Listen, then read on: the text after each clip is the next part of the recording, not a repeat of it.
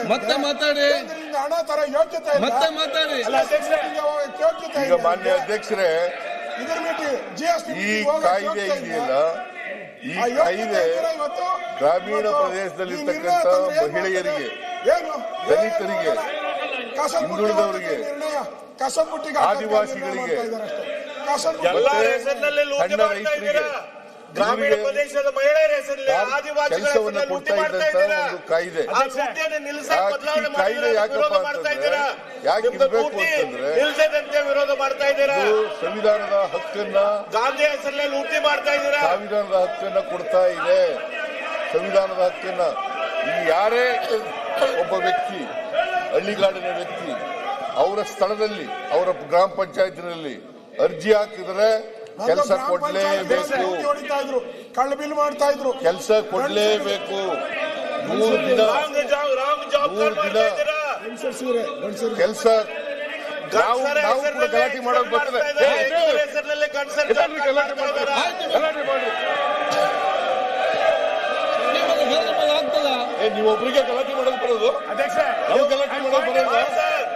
ನಿಮಗಿಂತ ಜಾಸ್ತಿ ಜನ ಇದ್ದೀವಿ. 140 ಜನ ಇದ್ದೀವಿ.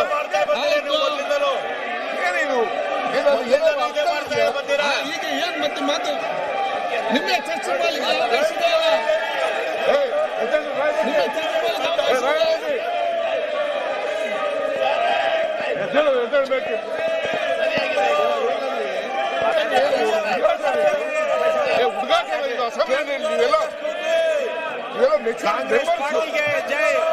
ಜನ ನಿಮ್ಗೆ ಜನ ಕಳಿಸಿದ್ರು. ಬಿಜೆಪಿ ನಿಮ್ ಕೇಳ್ಬೇಕಾದ್ರೆ ಬಿಜೆಪಿಗೆ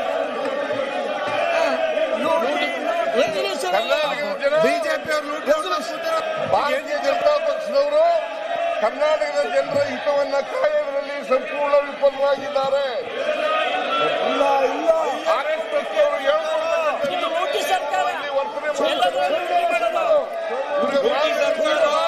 ಅವರು ಯೋಗ್ಯತೆ ಇಲ್ಲ. ಮತ್ತೆ ಮಾತಾಡಿ. ಕೇಂದ್ರದಿಂದ ಹಣ ತರ ಯೋಗ್ಯತೆ ಇಲ್ಲ. ಮತ್ತೆ ಮಾತಾಡಿ.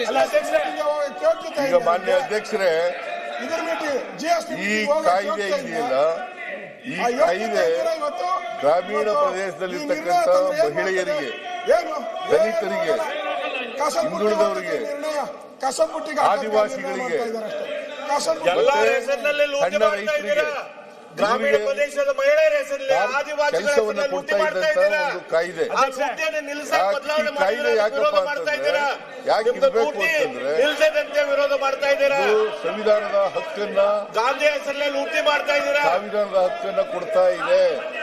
ಸಂವಿಧಾನದ ಹಕ್ಕನ್ನ ಈ ಯಾರೇ ಒಬ್ಬ ವ್ಯಕ್ತಿ, ಹಳ್ಳಿಗಾಡಿನ ವ್ಯಕ್ತಿ, ಅವರ ಸ್ಥಳದಲ್ಲಿ, ಅವರ ಗ್ರಾಮ ಪಂಚಾಯತಿನಲ್ಲಿ